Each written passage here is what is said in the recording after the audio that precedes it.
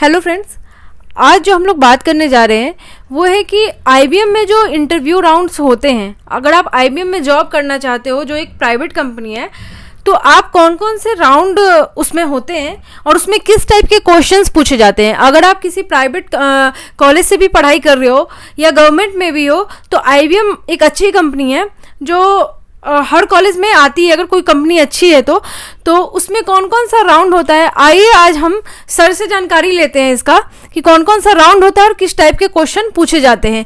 Same यही pattern maximum दूसरे companies का भी होता है। तो आज हम आईबीएम पे बात कर रहे हैं, कल फिर हम किसी और कंपनी के बारे में भी बात करेंगे जो एक्चुअल में उसका राउंड्स होता है और उसको कैसे क्लियर करके हम जॉब ले सकते हैं।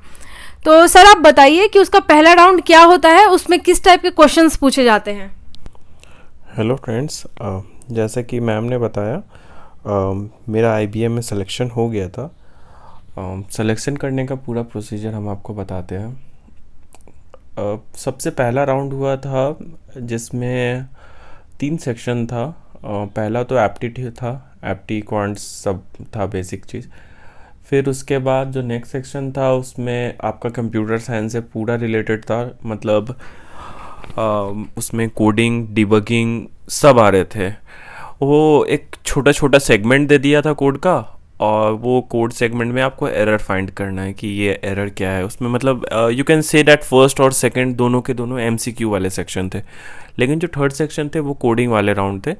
उसके लिए आपको एम्पल अमाउंट ऑफ टाइम दिया जाएगा। मेरे को अराउंड 60 मिनट्स दिया गया था। टोटल 3 क्वेश्चन था, और 3 क्वेश्चन में जितना आपसे बन पाए उतना करिएगा। मैंने 2 क्वेश्चन सॉल्व किया था और दोनों मेरा कम्प्लीटली 100%, मतलब सारे टेस्ट केस मेरे चल गए थे। और उसके तो सर आप ये चीज़ बताएंगे कि वो जो 3 सेक्शन थे क्वेश्चंस के, वो 3 सेक्शंस के लिए क्या अलग अलग टाइमिंग दी गई थी आपको? क्वांट के लिए कुछ अलग टाइमिंग और कंप्यूटर के लिए अलग टाइमिंग और प्रोग्रामिंग के लिए अलग टाइमिंग? हाँ, ये बात सही है। तीनों के लिए हमको अलग अलग टाइमिंग दिया गया था। और बेसिकली अगर मैं क्वांट्स, सबसे पहले क्वांट्स का था, नहीं, सबसे पहले तीनों में आपको चूज़ करना होता है कि आप पहले कौन करना चाहते हैं। उसमें था दिया हुआ कि क्वांट्स के लिए 40 मिनट्स था, और जो कंप्यूटर बेसिक फंडामेंटल था कुछ अमाउंट टाइमिंग हाँ दिया हाँ, रहता है। 40 क्या मिनट्स आप 40 मुझे ये मिनट्स बता और पाएंगे कि लाइक इसमें जो है टाइप ऑफ क्वेश्चंस क्वांट में किस लेवल का था? मतलब नॉर्मल जो आप, अगर आप बेसिक भी प्रिपेयर करते हो तो उसको आप सॉल्व कर सकते हो, बहुत हाई लेवल ऑफ क्वांट नहीं होता है। नहीं, अब ये हाई लेवल ऑफ क्वांट्स नहीं है, एमबीए का कोई एग्ज़ाम नहीं दे रहा है। बहुत ही इजी लेवल ऑफ क्वांट्स था। पॉइंट इज़ डैट कि ये इसमें आपको टाइम फ्रेम पे डिपेंड कर रहा है। आपको 40 मिनट में अगर आपको बोल दिया जाए कि 50 क्वेश्चन करने हैं, तो डेफिनेटली आप 50 क्वेश्चन कर नहीं पाएंगे। आप 30 कर पाएंगे या 40 कर पाएंगे, it depends on student to student कि वो कितना अटेम्प्ट कर पाएंगे। बट हाँ, सारे के सारे क्वांट्स ईजी थे। यहाँ पे क्वांट्स वाले में लोग फंस इसलिए जा रहे थे बिकॉज लोग को अगर टफ क्वेश्चन मिल रहा था ना, तो लोग उसमें फंस जा रहे थे, लोग आगे नहीं बढ़ रहे थे। जबकि आगे आगे बहुत इजी क्वेश्चन भी था, सारे मिक्स थे। तो अपन को क्या होता है मतलब हम लोग को वहाँ रुकना नहीं है। अगर कोई टफ क्वेश्चन मिल जाए तो वहाँ रुकना नहीं है, उसको स्किप करके आगे बढ़ जाना है, क्योंकि जरूरी नहीं है कि उसके बाद भी क्वेश्चन आपको टफ ही मिलेगा, क्योंकि और भी कई सेक्शंस हैं जो क्लियर करने हैं। दूसरा सेक्शन आपने बताया कि कंप्यूटर रिलेटेड है। एक चीज़ और मैं ऐड करना चाहता हूँ क्वांट्स सेक्शन में या किसी भी सेक्शन में, स्पेसिफिकली फॉर द आईबीएम, उसमें आगे जा कर के भी पीछे आया जा सकता है। इट्स नॉट लाइक कि अगर आप प्रोसीड कर देंगे तो आप पीछे नहीं आ पाएंगे। तो आपको बस स्टार्टिंग में जितने क्वेश्चंस रहेंगे 40 मिनट्स में, आप तुरंत नेक्स्ट करते जाओ। जो क्वेश्चन देखते ही आप सॉल्व कर दो, वो क्वेश्चन को सॉल्व कर दो और नेक्स्ट आगे बढ़ो। और फिर आपके पास, क्योंकि आपके पास 40 मिनट्स है वो पूरा क्वांट सेक्शन करने के लिए, आप पहले 10 मिनट में तो ऑलरेडी 50% क्वेश्चन अटेम्प्ट भी कर लोगे, और बाकी जो टाइम है आप उसको यूज़ करोगे आप सेग्रीगेट करने में कि आपको कौन सा करना है कौन सा नहीं करना है, ये चीज़। तो ऐसे करके आप क्वांट्स क्लियर कर लिए। जैसे ही 40 मिनट्स ख़त्म होता है, आपसे पूछा जाएगा कि अब आप कौन से सेक्शन में जाना चाहते हैं, सेकंड सेक्शन में या फिर कोडिंग वाले सेक्शन में। ओके, सेक्शन का सिलेक्शन कैंडिडेट खुद कर सकता है। अभी जो बात कर रहे हैं हम लोग कि कंप्यूटर रिलेटेड क्वेश्चंस पूछते हैं, तो कंप्यूटर रिलेटेड क्या क्वेश्चंस था, मतलब एग्जैक्टली किस लेवल का क्वेश्चन था? हाँ, कंप्यूटर रिलेटेड जैसे सिंपल गेट गेट रिलेटेड, मतलब गेट में जो अपना थ्योरेटिकल होता है ना, थ्योरी सब होते हैं, कंपाइलर लेकिन नहीं, ऐसा नहीं तो क्या? कंपाइलर डिजाइनर सब नहीं, मतलब जो मेजर टॉपिक्स होते हैं, programming, data structure, data structure होते हैं, प्रोग्रामिंग इन सी या सी प्लस प्लस पे रहेंगे, ओके। और जावा, ऐसा कोई स्पेसिफिक प्रोग्रामिंग मतलब क्या लैंग्वेज उस नहीं क्वेश्चन होता। का लेवल क्या बहुत हाई होता है या नॉर्मल क्वेश्चंस? मीडियम, मीडियम कह सकते हैं, इजी टू मीडियम, लेकिन अब वो डिपेंड करता है स्टूडेंट के ऊपर। किसी आई थिंक अगर बीटेक के बाद अगर प्लेसमेंट के लिए कोई कंपनी ले जा रही है तो बहुत हार्ड क्वेश्चन, बहुत लॉजिकल क्वेश्चन तो नहीं पूछेगी, क्योंकि वो फर्स्ट राउंड ही है। और अभी नेक्स्ट जो है हमारा कोडिंग सेक्शन, उसमें किस लेवल का कोडिंग था, मतलब आप थोड़ा एक्सप्लेन कर सकते हैं वो क्वेश्चन? आप अभी मैं आपको नेक्स्ट सर जैसे बताते हैं उसके बाद आपको पॉपअप भी होगा कि वो क्वेश्चन एग्जैक्टली था क्या जो पूछा गया था, लेकिन आप थोड़ा एलोबरेट कीजिए सर कि किस टाइप का क्वेश्चन था। क्वेश्चन बेसिकली बहुत मतलब उतना टफ नहीं था, बट पॉइंट इज डैट कि क्वेश्चंस आपको बहुत कहानी बना के दे देगा। लोग जनरली जब क्वेश्चन देखते हैं, कोडिंग का क्वेश्चन देखते हैं, 4 पैराग्राफ का क्वेश्चन है, लोग देखते ही डर जाते हैं। वो क्वेश्चन में कुछ भी नहीं था, कहानी वानी बना दिया था, लेकिन कुछ एक कबूतर ऐसा करके कुछ, मतलब एक स्टोरी बना दिया था, एक कोई जंगल का कोई स्टोरी बना दिया था। अब उसका बैकएंड में कैसे काम करेगा? सिंपल एक एरे था, एरे में कॉन्कैटिनेशन करना था, कॉन्कैटिनेशन मतलब एरे को जोड़ना था, और वही चीज़ डिस्प्ले कराना था रिजल्ट, बस ये। एग्जैक्टली क्वेश्चन तो मतलब बता नहीं पाऊंगा, बट इतना मैं बता पाऊंगा, it was basic array question. और मेन बात है कि आप क्वेश्चन को समझना ही आपको टाइम लगेगा। अगर उस क्वेश्चन को, जैसे मेरे को 1 घंटा दिया गया जिसमें मैंने 2 क्वेश्चन सॉल्व किया, 3 में 2 सॉल्व किया, मैंने 1 घंटे में जो आधा घंटा पहला क्वेश्चन सॉल्व किया, उस आधे घंटे में मैं 25 मिनट तक तो सिर्फ क्वेश्चन को समझने में टाइम दिया। मैं मतलब आप लोगों को भी घबराना नहीं है कि 5 मिनट में क्वेश्चन समझना है, 25 मिनट तक क्वेश्चन सॉल्व करना, नहीं। आपको क्वेश्चन समझना ज़्यादा इंपॉर्टेंट है कि आप क्वेश्चन को अप्रोच कैसे दोगे जो आपको सटीक आंसर मिल जाएगा। मैंने टेस्ट केस रन किया, जब एक होता है ना फाइनल कंपाइलेशन किया, पहला बार कंपाइल किया, 1-2 माइनर एरर आए, दूसरा बार कंपाइल किया, मेरा सारे टेस्ट केस एक बार में पास हो गया, क्योंकि मैंने क्वेश्चन पूरा अच्छे से पढ़ लिया था। तो मेरा सवाल ये है कि टेस्ट केसेस अगर 4-5 हैं तो क्या कोई कैंडिडेट पांचों में पांचों टेस्ट केस को सक्सेसफुल करना ज़रूरी है, या कुछ अगर 4 भी होता है दोनों प्रोग्रामिंग में तो उसका चांसेस बनता है? हाँ, डेफिनेटली चांसेस बनता है। ये फिर कॉम्पिटिटर पे डिपेंड करता है ना कि आप कितना स्कोर कर रहे। एक बात और बताना चाहूँगा, जो आपको MCQ है, जो MCQ क्वेश्चन रहते हैं उसमें सही होने पे 1 नंबर मिलेंगे, गलत होने पे 0 नंबर मिलेंगे, या फिर -1 मिलेंगे, क्या पता अभी चेंज हो गया होगा। बट कोडिंग वाले में ऐसे रहता है ना कि अगर आपका एक क्वेश्चन सॉल्व हो गया ना, तो आपको डायरेक्टली 50 नंबर्स रिवॉर्ड होते हैं, और गलत होने पे 0। मतलब बहुत भारी मात्रा में मार्क्स वहाँ इवॉल्व रहते हैं। मतलब अगर आपको वो मेन उनका होता है कि based on number of test case आपके पास हुए, उस हिसाब को 50 नंबर में आप उतने नंबर पाओगे। समझ लीजिए कि उसमें टोटल 10 टेस्ट केसेस हैं जो बैकएंड में रन हो रहा है, और आपके पास 7 या 8 रन हो रहे हैं, तो आपको कितने मिलेंगे? 8 5 40, मतलब 40 नंबर मिलेंगे 50 में। मतलब मेन एम ये होता है कि कैंडिडेट का कोडिंग टेस्ट करना है, कि वो कोडिंग का कोई वर्क कर भी पाएगा कि नहीं, और डेटा स्ट्रक्चर एल्गोरिथम का भी कॉन्सेप्ट उसका चेक करना होता है। स्पेसिफिकली अबाउट IBM, या फिर मैं आज तक बहुत काफ़ी इंटरव्यू दिया हूँ, आई थिंक कि हर कंपनी इंसान का बेसिक जानना चाहता है। वो ऐसा नहीं है कि कोडिंग मतलब कि पूरा फाड़ कोडिंग नहीं करा देगा, कुछ एल्गोरिदम बहुत बड़ा एल्गोरिदम नहीं दे देगा। मेनली कौन But से basics. सब्जेक्ट पे फोकस करती है?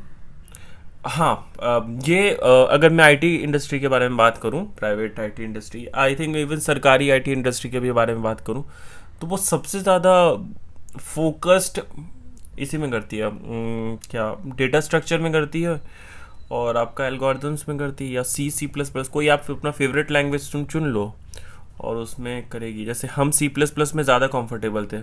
और हाँ, एक और बात, जब वो कोडिंग का क्वेश्चन दिया था तो उसमें पूछा गया था कि आप कौन से लैंग्वेज में करना चाहते हो, तो ऐसा मेरे ऊपर नहीं था ज़बरदस्ती कि मेरे को जावा में ही करना है, या C++ में करना है, या C# में करना है। मेरा फेवरेट C++ है, तो इसलिए मैंने C++ में कोडिंग किया।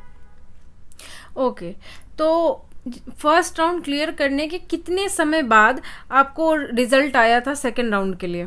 ऑलमोस्ट 2 डेज तो लेते ही है। और लगभग कितने स्टूडेंट बैठते हैं और कितने क्लियर कर पाते हैं? मेरे कॉलेज में तो बहुत थे, लगभग मतलब 4,000 लगभग थे उसमें अप्लाई कर दिए थे। और क्लियर कितना कर पाए थे? और उसमें I still remember the number 86 थे एग्जैक्टली। 86 फर्स्ट राउंड क्लियर कर फर्स्ट पाए राउंड थे। क्लियर कर ठीक है, तो एक चीज़ मैं आपसे और इस बात पे पूछना चाहूँगी कि जो कोडिंग क्वेश्चंस था, जो कोडिंग क्वेश्चंस पूछा गया था, बच्चे जो बीटेक करके आते हैं ना, उनको किस लेवल पे अपना कोडिंग तैयार करके रखना है, मतलब कहाँ क्या सोर्स है और किस लेवल पे वो प्रिपेयर करेंगे कि वो अपना कोडिंग राउंड निकाल सकते हैं? क्योंकि आप एकदम सोचिएगा कि फ्रेशर्स एकदम एक्सपीरियंस लेवल पे कर पाएंगे तो वो थोड़ा प्रॉब्लम है। देखिए कोडिंग ना, कोडिंग से काफ़ी लोग भागते हैं, और जैसा कि हम लोग 10th में देखे कि संस्कृत सबसे ज़्यादा नंबर खींच लेता है, वैसे ही यहाँ पे कोडिंग सबसे ज़्यादा नंबर खींच लेता है।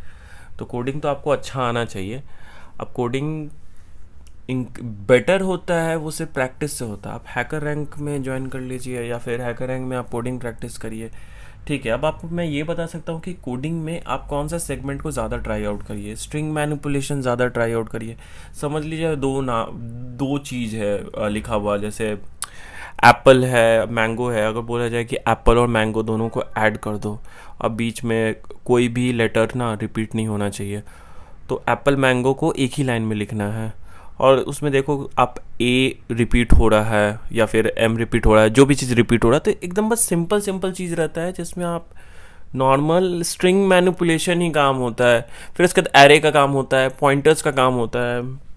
मैंने तो एक वीडियो बनाया भी है, उसमें आप देख सकते हैं। मतलब पॉइंटर्स बहुत ज़्यादा यहाँ पे काम करता है। और वही चीज़ है, आपको एक लैंग्वेज में कॉन्फिडेंट, सच बोल रहा हूँ, एक लैंग्वेज में आपको कॉन्फिडेंट सच में होना है, सी या C++। आई थिंक C++ बहुत अच्छा लैंग्वेज है। तो आप एक लैंग्वेज में कॉन्फिडेंट हो जाइए, फिर उस हिसाब से आप अपना नंबर्स या डेटा के साथ प्ले करिए, तो आप समझ जाइएगा कि कैसे अप्रोच करना होता है, क्या करना होता है ये चीज़। ठीक है, तो ये बात रही फर्स्ट राउंड की। उसके 1 या 2 दिन बाद डिक्लेयर होता है आपका सेकेंड राउंड। सेकेंड राउंड क्या होता है? चलिए आप पहला राउंड आप देख लीजिए, जिसमें कंप्यूटर फंडामेंटल्स थे, जिसमें बेसिक नेटवर्किंग ओएस के क्वेश्चंस थे, बस बेसिक बेसिक रहते हैं। ये आप क्या बता रहे हैं? Interview question? नहीं, ये मैं इंटरव्यू के बारे में नहीं। जो पहला राउंड था ना MCQ वाला, एक क्वांट्स एप्टीट्यूड वाला था, और कंप्यूटर सेक्शन में जो बेसिक क्वेश्चन था। हाँ, तो नेटवर्किंग, ऑपरेटिंग सिस्टम और DBMS और SQL रिलेटेड रहता है। और कोडिंग सेक्शन में आप कोडिंग का थोड़ा बहुत बेसिक चीज रहता है, जो बेसिक कोडिंग पे रहता है, वो जो आपको एम्पल अमाउंट ऑफ टाइम देते हैं। ठीक है, ये चीज अब इंटरव्यू में आपका ये देखा जाता है ना कि जो आप वहाँ जो काम किए ना, जो फर्स्ट राउंड क्लियर किए, सेम चीज आपको यहाँ पूछा जाएगा, बट इट्स लाइक वर्बली पूछा जा रहा है और कुछ डिफरेंस ही नहीं है। आपको सेम क्वेश्चन भी पूछ सकते हैं कि हाँ भाई नेटवर्किंग में बताओ वर्चुअल मेमोरी क्या होता है। अब आप अपने मुंह से बताओगे, आप अपना बोल के बताओगे, तो वो आपका बॉडी लैंग्वेज देखते हैं कि इसको सच में आता भी है कि नहीं आता है या रटा हुआ है।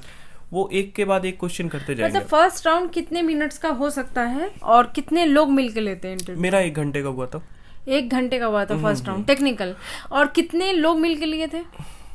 मेरे में आई थिंक मेरे में एक ही था। तो ये वर्चुअल हुआ था, फिजिकल हुआ था? फिजिकल हुआ था। तो मतलब प्रॉपर ड्रेसअप करके जाना होता है, शर्ट पैंट पहन के जाइए, ऐसा कुछ, व्हाइट शर्ट?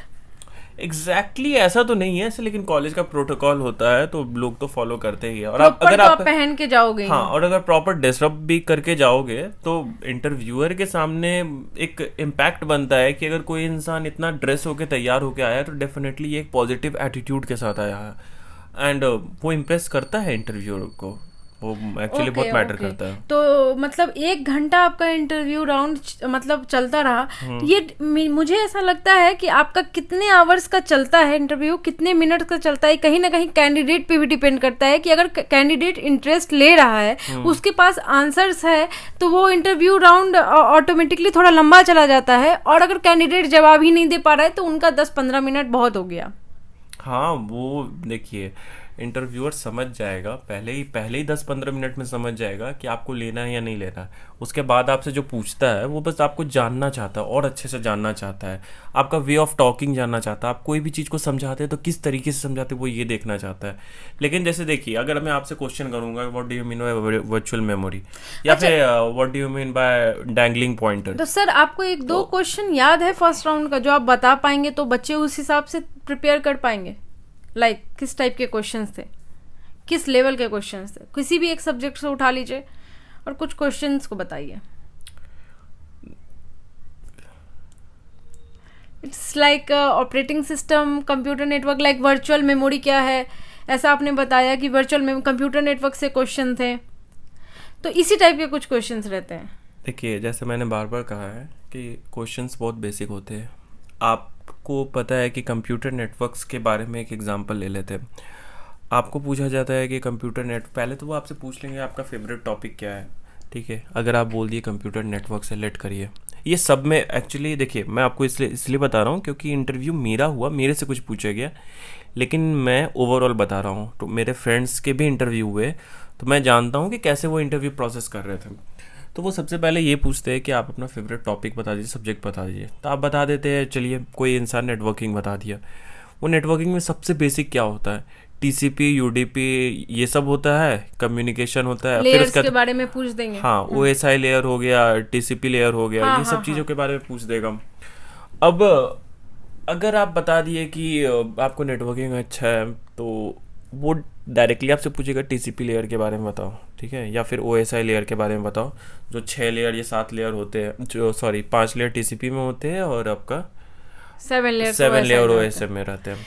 तो ये सब चीज आपसे बेसिक क्वेश्चन पूछ सकता है वो फिर इस चीज, आप तो इतना बता दिए कि हाँ भाई ओएसआई में 7 लेयर होते हैं, अब वो इसमें घुसेगा ना, अब वो 7 लेयर का नाम पूछेगा, फिर हर लेयर में बोलेगा कि क्या हो रहा है। ओके। फिर ये पूछेगा कि हर लेयर में कौन कौन से पैकेट्स ऐड हो रहे हैं, कौन कौन से हेडर्स ऐड हो रहे मतलब हैं। आप किसी सब्जेक्ट को सेलेक्ट करते हो तो सोच समझ के सेलेक्ट करो, क्योंकि उसमें आपका डीप नॉलेज चेक किया जाएगा।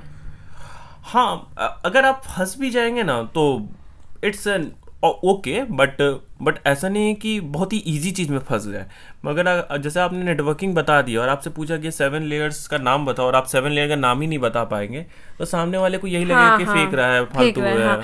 एक चीज और है, जितना इंटरव्यू राउंड्स मैंने देखा है, मुझे ऐसा लगता है कि डेटाबेस आपको थोड़ा स्ट्रॉन्ग कर लेना चाहिए, क्योंकि आप कभी भी किसी प्रोजेक्ट में जाइएगा तो डेटाबेस का यूज होगा, और आपका डेटाबेस जरूर चेक किया जाता है कि आपको एसक्यूएल डेटाबेस के बारे में कुछ जानकारी है कि नहीं। मेरे से भी क्वेरी लिखाया गया था। हाँ, क्वेरी लिखाया गया था। जैसे 2 टेबल दे दिया और बोला गया कि आउटपुट में ये आना चाहिए, ठीक है। टेबल ए था, टेबल बी था, और जो टेबल सी में मेरे को जो आउटपुट करना था ना, ऑपरेटर्स वगैरह उसमें टेबल ए के सारे एलिमेंट होने चाहिए, लेकिन टेबल बी की सिर्फ मैचिंग एलिमेंट होने चाहिए। तो इसमें क्या हो गया कि लेफ्ट आउटर जॉइन मेरे को लगना है। तो उसका पूरा क्वेरी बताया, मैंने पहले बताया कि लेफ्ट आउटर जॉइन लगेगा, फिर उसने बताया क्वेरी लिख के बताओ। तो मैंने लिख एक्चुअली के बताया। इंटरव्यू प्रोसेस है ना, डेटाबेस बहुत इंपॉर्टेंट हो जाता है। डेटाबेस से क्वेरी वगैरह लिखवा ही लेते हैं। अगर कोई डेटाबेस बोल दिया कि मेरा स्ट्रांग है, तो भाई आपको तो कोड मतलब हाँ, अच्छे से प्रॉपर कमांड करके जाओ। अगर डेटाबेस पूछ दिया तो डेफिनेटली, और लोग जनरली इस पे फंसते हैं, 1NF 2NF 3NF और BCNF, ये सब चीज़ों में काफ़ी लोग फंस जाते हैं, क्योंकि बहुत कन्फ्यूजन भी रहता है। हम चाहेंगे कि आप इस चीज़ को कवर करें अपने टॉपिक्स में। सारे और जैसे ये डेटा स्ट्रक्चर से एरे स्टैक, ये सब चीज का बेसिक तो नॉलेज होना ही चाहिए। हाँ, मेरे से जैसे आपने बताया, मेरे को क्वेश्चन याद आ गया। मेरे से पूछा गया था कि 2 स्टैक का यूज़ करके एक एरे बनाओ, एक सॉरी 2 स्टैक का यूज़ करके एक क्यू बनाओ, और 2 क्यू का यूज़ करके एक स्टैक बनाओ। इसका एल्गोरिदम पूछा जा रहा था, मतलब डायरेक्टली कोड नहीं लिखवाया गया, बट एल्गोरिदम पूछा गया कि तुम करोगे तो करोगे कैसे। तो ये चीज़ आप लोग तो गीक्स फॉर गीक्स पे भी देख सकते हैं। हाँ, ये बात मैं बोलूँगा कि गीक्स फॉर गीक्स रेफ़र करिए, वहाँ पे हर कंपनी का वो दिया रहता है कि ये कंपनी। और सर, ये प्रमोशनल नहीं है। क्या चीज़ ये हाँ, किसी डेफिनेटली ये प्रमोशनल नहीं है। मैं अब IBM के लिए वर्क नहीं कर रहा हूँ। मैं नहीं, ये प्रमोशनल ना गिग्स फॉर गिग्स के लिए है और अच्छा, ना अच्छा। IBM के लिए है। हाँ। क्योंकि हम जब एज अ कैंडिडेट, जब हम लोग एक समय में प्रिपेयर कर रहे थे, तो हम अपना एक्सपीरियंस शेयर कर रहे हैं कि हम लोगों ने कौन कौन सा रेफरेंस तब लिया था। तो फिर अब आपका ये फर्स्ट राउंड था टेक्निकल। फर्स्ट राउंड मेरा टेक्निकल हो गया। उसके बाद कौन सा राउंड था? उसके बाद मेरा मैनेजरल और फिटनेस राउंड हुआ था। ओके, मतलब एक ही टेक्निकल राउंड हुआ था? हाँ, मेरा एक ही टेक्निकल। और इसका रिजल्ट रिपोर्ट कितने देर में आ गया था? इसका रिपोर्ट ये लोग सेम डे दे देते हैं। Same day. उसके बाद कौन सा राउंड था? उसके बाद थोड़ा लेट नाइट में हुआ था, लेट नाइट नहीं, सॉरी नेक्स्ट डे हुआ था। कौन सा राउंड? मैनेजरल राउंड हुआ था। HR round. Managerial and fitness round इसको बेसिकली कहते हैं, इसको Okay. HR राउंड नहीं कहते हैं। ओके, तो इसमें क्या था? तो इसमें because it was a part of college curriculum, तो कॉलेज प्लेसमेंट था, तो इसमें HR राउंड उतना ज्यादा मैटर नहीं कर रहा था, बिकॉज CTC और ये सब चीज तो हम लोग को ऑलरेडी पता था। तो मैनेजरल राउंड में हम लोग को ये देखा गया कि हम लोग किसी भी थोड़ा कॉम्प्लेक्सिटी के बारे में बात हुआ कि अगर हम लोग पढ़ते हैं ना बबल शॉट और भी मर्ज शॉट, हीप शॉट, ये सब चीज़ों का कॉम्प्लेक्सिटी पढ़ते हैं। तो सर ये मैनेजरल राउंड में पूछा जाएगा? हाँ हाँ, ये मैनेजरल राउंड में पूछा ऐसा गया। क्यों? तब तो आप ये टेक्निकल टच कर दिए। ये प्योरली टेक्निकल टच नहीं हुआ ये है। मैनेजरल राउंड कौन लेता है? डिलीवरी मैनेजर जो सबसे हेड होते हैं? नहीं नहीं, तो वो टेक्निकल मैनेजर ही होते हैं। अच्छा, टेक्निकल मैनेजर लोग ही हाँ, लेते हैं। हाँ। Okay okay. जैसे हम कंपनी में जाते हैं ना, तो हमारे ऊपर टेक्निकल लीड होते हैं और उनका जो एक मैनेजर होता है, तो मैनेजर को मेक श्योर करना होता है कि कोई भी प्रोग्राम रन हो रहा है वो कम से कम टाइम में रन हो। ठीक ओके। तो इसीलिए वो टाइम कॉम्प्लेक्सिटी और स्पेस कॉम्प्लेक्सिटी के ऊपर कर रहे थे। क्या क्वेश्चन पूछा, कुछ याद है आपको? हाँ शायद ये तो बहुत पुरानी बात हो गई आपकी आईबीएम की, लेकिन एक्चुअली फिर भी कुछ तो 5 साल पुरानी बातें हैं। हाँ हाँ। तो हमको बेसिकली शॉर्टिंग के बारे में पूछा था कि मेरे को बताना है कि कौन सा शॉर्ट, अगर एलिमेंट ऑलरेडी शॉर्टेड है तो उस केस में हम लोग कौन सा सॉर्टिंग एल्गोरिदम यूज करेंगे। Okay okay. ये एक टाइप का था। अगर तो आपने तो यही बोल दिया कि आप अपने एल्गोरिथम स्ट्रॉन्ग कर लो। हाँ, बेसिकली ये चीज़ है। और फिर कुछ कुछ चीज़ जैसे उससे पूछा गया अपना जो लिंक लिस्ट होता है, तो लिंक लिस्ट में पूछा गया कि centre of the element find करना है। तो ये सबसे मिडिल एलिमेंट। हाँ, मिडिल एलिमेंट, तो इसको मिनिमम टाइम में फाइंड करना है। Okay okay. तो उसका कॉम्प्लेक्सिटी कितना होगा? बड़ी बात है कि आज भी आपको सारा सवाल याद है, मैक्सिमम चीज़ों का आप फेच कर पा रहे हैं। ठीक है, इस टाइप के क्वेश्चंस थे कि कॉम्प्लेक्सिटी निकालना है। इसका मतलब है कि आप डेटा स्ट्रक्चर और एल्गोरिथम को एकदम अच्छा कर लीजिए, नहीं तो आईबीएम अच्छी कंपनी है और इस यही पैटर्न में आप माइक्रोसॉफ्ट में जा रहे हो तो किसी अच्छे कंपनी में जा रहे हो तो आपको काम यही करना पड़ेगा, यही चीज़ तैयार करना पड़ेगा, क्योंकि हर कंपनी आपकी इसी चीज़ पे फोकस करती है। तो सर इसके बाद क्या राउंड था और कितने दिन का समय लिया गया आपके नेक्स्ट राउंड के लिए? फिर 3 दिन हुआ। 3 दिन के बाद टोटल 86 स्टूडेंट्स में कितना, लगभग अराउंड 15 से 16 स्टूडेंट शॉर्टलिस्ट हो गए okay for the HR round. Okay okay. अब एचआर राउंड, तो इसमें एचआर राउंड यहाँ कुछ नहीं था। एचआर राउंड बस इतना था कि कॉल करके आपको पूछा गया कि क्या आप रीअलोकेशन के लिए, आप बैंगलोर आने के लिए रेडी हो। नॉर्मल क्वेश्चंस भी नहीं, बस एक फाइनल कंसेंट ले रहा था कि आपका सिलेक्शन हो गया है।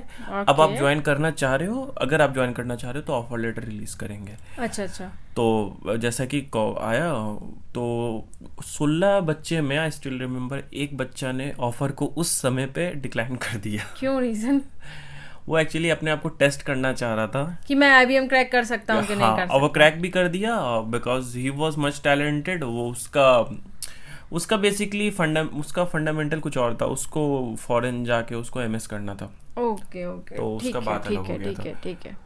ठीक है, चलिए एक चीज और उसके बाद टोटल 15 स्टूडेंट को लेटर ऑफ इंटेंट दिया गया और पूरा बायोमेट्रिक सब करके लेटर ऑफ इंटेंट उस समय दिया गया कॉलेज में। और कितने दिन के बाद ज्वाइनिंग होती है लगभग?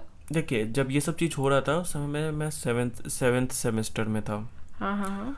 तो ज्वाइनिंग तो 8 सेमेस्टर कंप्लीट होने के बाद होगा ना। ओके। तो ऑफर लेटर नहीं दिया था हमें सिर्फ 1 पेज का लेटर ऑफ इंटेंट दिया था। ठीक है।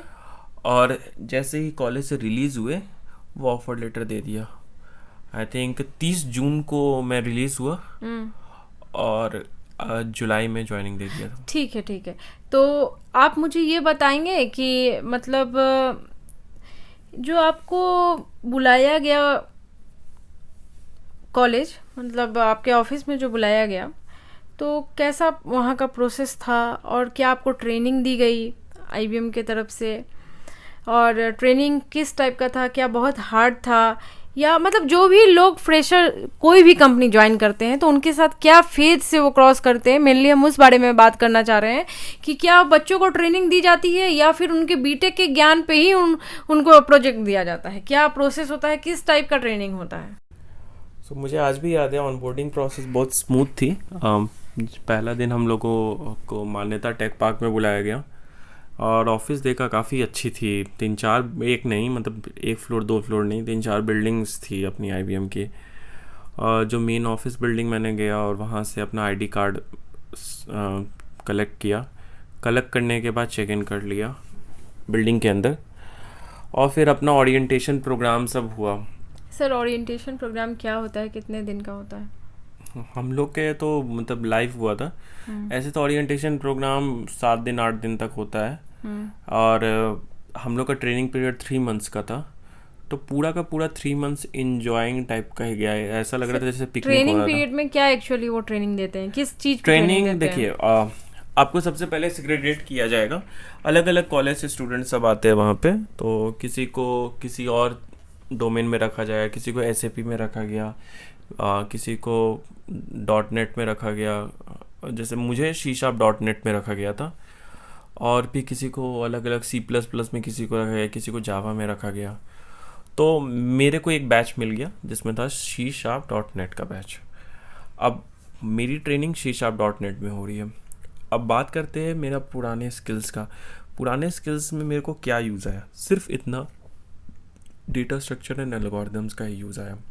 कोई कंपाइलर डिज़ाइन का यूज़ नहीं आया, कोई SQL का भी उतना कुछ खास यूज़ नहीं आया। सिर्फ एक ही चीज़ का यूज़ आया जो है डेटा स्ट्रक्चर। हमारे पूरे स्टोरी में तो आपने बस इतना ही बताया कि डेटा स्ट्रक्चर एंड एल्गोरिथम आपका एकदम 100% अच्छा होना चाहिए। आपके बातों से तो बस यही फील हुआ कि आप प्रोजेक्ट में एलोकेट होने के बाद भी डेटा स्ट्रक्चर एंड एल्गोरिथम आपका पीछा नहीं छोड़ेगा, तो इसलिए आप उसका पीछा मत छोड़िए।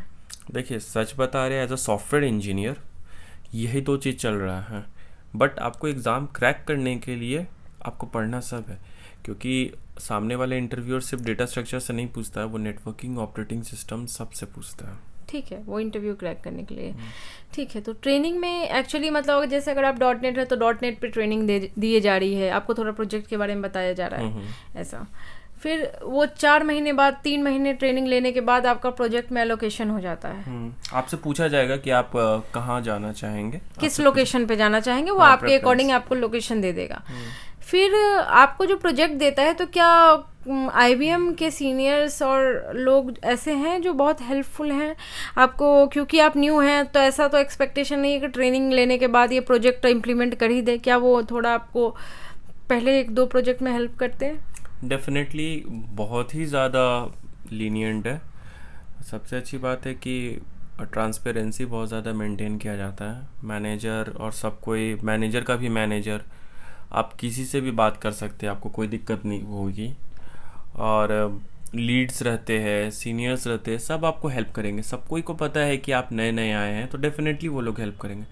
देखिए, डिपेंड करता है ना कि आप कैसे कंपनी में गए। IBM जिस लेवल पे रेपुटेड कंपनी है, आप उससे एक्सपेक्ट कर सकते हैं कि वो आपको एकदम बच्चे की तरह रखेगी जब आप जाइएगा वहाँ पे। अब ऐसा हैरा गैरा कंपनी में चले जाइएगा तो आपको उसमें आप एक्सपेक्ट कर सकते हो वो भले ज़्यादा पैसा देगी या एक्स्ट्रा अमाउंट देगी, बट आपको as a valuable employee treat नहीं करेगी। आई स्टिल रिमेंबर एक कोट है जो ऑनबोर्डिंग प्रोसेस में हमें बताया गया था कि IBM खुद अपने कैंडिडेट से, अपने न्यू ज्वाइनी से बोल रहा था कि आप ना काम करते करते ना अपने फैमिली को मत भूल जाइएगा। मतलब IBM खुद टेक केयर करता है कि हर एम्प्लॉय अपने फैमिली का भी ध्यान दे। और कुछ कुछ उसके पॉलिसीज़ है जो बहुत ही ज़्यादा अच्छे हैं, जैसे कि वो अनलिमिटेड सिक लीव्स ग्रांट करता है, कोई काउंटिंग नहीं सिक लीव का, इन एंड आउट कुछ ट्रैकिंग नहीं करता है किसी भी, मतलब कोई इन पंचिंग हो इन सकता है सर पंचिंग आउट इतने नहीं साल था। में कुछ चेंज हुआ हो, लेकिन उस समय का तो यही था कि नहीं होता था। वो अभी भी नहीं होता है, मेरे फ्रेंड्स के साथ कांटेक्ट में हूँ। अच्छा ठीक है, तो एक चीज़ और पूछना चाहूँगी आपसे। हाँ। कि मतलब जैसे वहाँ का जो कल्चर था, तो कोई भी कैंडिडेट अगर वहाँ पे ज्वाइन करता है तो उसको कितने आवर्स पर डे काम करने पड़ेंगे? क्योंकि आज के टाइम में प्राइवेट कंपनी का हालत ऐसा है कि लोग 8, 10, 12 घंटा काम कर रहे हैं और फिर भी लग रहा है कि काम पूरा नहीं हुआ है। तो वहाँ पे आपका एक्सपीरियंस क्या रहा? कितने आवर्स काम करते थे आप? मैं अपने बारे में बताऊं तो देखिए, हम बाकी के बारे में नहीं बताएंगे, बाकी के बारे में हम उतना नहीं जान रहे हैं। हम बस अपने बारे में, अपनी टीम के बारे में बताता हूँ।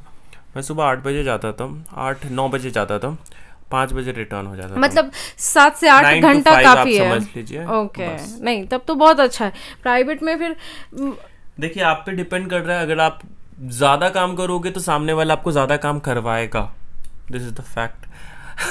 तो आप टू द पॉइंट आप काम करो, आपका इम्प्लीमेंटेशन सही होना चाहिए, आप टाइम पास नहीं कर रहे हो, ऑनेस्टली काम करो, तो इट्स फाइन। और हाँ, वर्क प्रेशर नहीं रहता है। IBM में मुझे वर्क प्रेशर बिल्कुल नहीं मिला है। सर, आपसे ये एक्सपीरियंस जान करके आईबीएम का हम आई होप कि मेरे बच्चों को बहुत ज़्यादा हेल्प मिलेगा। वो किसी भी प्राइवेट कंपनी के इंटरव्यू में जा रहे हैं जो बीटेक के बाद फ्रेशर्स, उनको काफ़ी हेल्पफुल होगा ये आपका, ये जो भी आपने सेशन दिया है।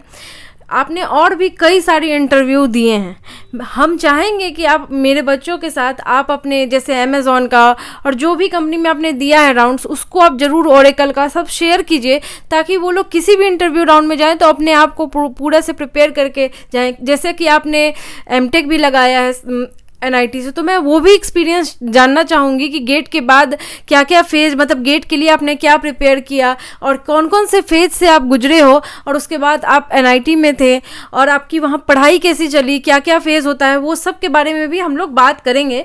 लेकिन आज के लिए आई थिंक आईबीएम पे सेशन इतना काफ़ी है। आप कोई पॉइंट्स ऐड करना चाहते हैं आईबीएम पे और भी कुछ, तो आप ऐड कर सकते हैं, नहीं तो हम लोग दूसरे कंपनी या कॉलेज पे दूसरे सेशन में बात करेंगे। हाँ, जैसा कि हमें याद है, जिस साल मेरा बीटेक पास हुआ, सेम ईयर मैं गेट का एग्ज़ाम भी दिया था, और मेरा गेट का एग्ज़ाम में ऑल इंडिया रैंक मेरा काफ़ी अच्छा था। टॉप कॉलेज से भी मेरे को ऑफ़र आ गए थे। इवन आईआईसी बैंगलोर से मेरे को डेटा एनालिस्ट का आ गया था मेरे को, और आईआईसी बैंगलोर से तो मेरा कंफर्म था, बट स्टिल मैं उस ऑफ़र को रिजेक्ट करके, मुझे जाना था एमटेक करना, that was sure, but still मैंने आईबीएम में तब तक मैं ज्वाइन कर चुका था, मैं आईबीएम को कंटिन्यू किया बिकॉज वहाँ का वर्क लाइफ कल्चर इतना अच्छा लग रहा था मेरे को। मैं उसे कंटिन्यू किया and I thought to use the same score for the next year. Okay, मतलब गेट का स्कोर आप यूज़ कर सकते हैं नेक्स्ट ईयर भी? हाँ, गेट का स्कोर मैं 3 साल यूज़ कर सकता हूँ। आई एम टेलिंग डैट कि मैं अपना एडुकेशन लाइन को 1 साल इंक्रीज कर दिया, बीच में 1 साल का गैप मैंने आईबीएम को फुल्ली डेडिकेट कर दिया because I really love the work culture जो वहाँ चल रहा था। ओके, तो अभी इसके बाद मैं आपने गेट की तैयारी कैसी की है उस पर बात करेंगे हम लोग। तो आज के लिए इतना ही, थैंक यू सो मच। हाँ, हम पूरे स्टडी टेबल चैनल को इतना वैल्यूएबल टाइम और वैल्यूएबल इंफॉर्मेशन देने के लिए, तो thank you so much. Okay, bye everyone. अगर कोई भी क्वेश्चन है आपके मन में या कुछ भी जो आप पूछना चाहते हो आईबीएम से रिलेटेड या और भी किसी इंटरव्यू से रिलेटेड, तो आप कमेंट आउट कीजिए। सर आपको हो सकता है कि एक न्यू वीडियो में ही सारे बच्चों को एक साथ रिप्लाई दे दें, मतलब अगर आप नंबर ऑफ क्वेश्चंस ज़्यादा हो जाएंगे तो एक वीडियो बना करके उसमें हर एक बच्चे का नाम मेंशन करके रिप्लाई कर दिया जाएगा। तो फिर मिलते हैं नेक्स्ट सेशन में, आज के लिए इतना ही।